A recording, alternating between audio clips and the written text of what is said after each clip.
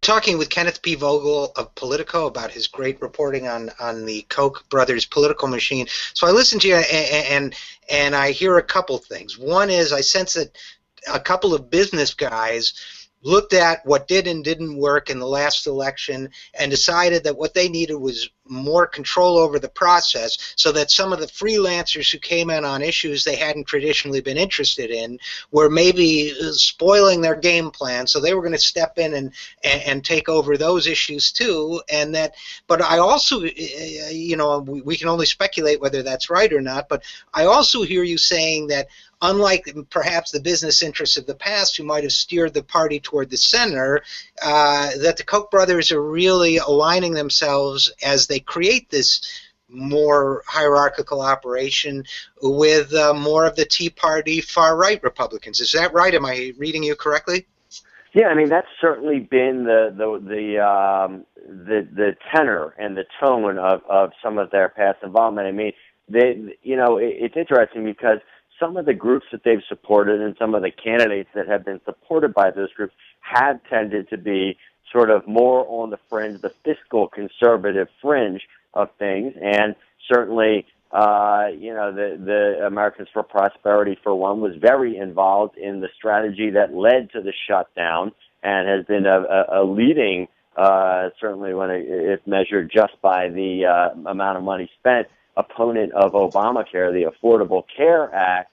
That said, it's interesting because the Koch brothers themselves and Koch Industries, their enormous industrial conglomerate that they are the majority owners of, kind of got leery when and a little bit skittish when the shutdown strategy was linked back to them through Americans for Prosperity. They said, well, we do think that the government is engaging in reckless spending, and we do oppose Obamacare, but we don't support shutting down the government as a tactic and a strategy to address Obamacare.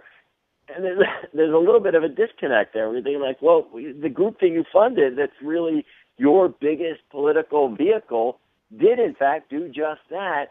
So, I think that it's not entirely predetermined the direction that they will take. And certainly there are indications that it will be sort of more of the Tea Party direction. But then there is also a bit of skittishness, as I called it before, about being too closely associated with it. So now that there is a real effort to play in these primaries, I think we will see them sort of forced to come to grips to some extent, or their operation forced to come to grips to some extent with this disconnect and figure out what it is, which direction exactly they would like the Republican Party to go in. Well, you're describing a disconnect. Let me pose a hypothetical to you and tell me what you think. I come out of the corporate world, and I worked for, among other places, AIG, which had hundreds of subsidiaries. And when you're running a corporation and you see that some of your operations are freelancing, as we would say, doing things that you didn't really care for, that really didn't fit your corporate mission, you go in there and you start thinking, well, I'm going to manage this a little differently. I'm going to get tighter control on my CEOs and second-level management in these organizations, because not because you change your own line of business or your own corporate mission statement, but because you got some freelance executives who aren't exactly towing the line here. Could that be what's going on? Not so much that they're not the kind of far-right guys we think they are, but that they had some guys who weren't executing the game plan, and that's why they're getting involved in primaries. That's why they're taking on a more hands approach to some of these collateral issues?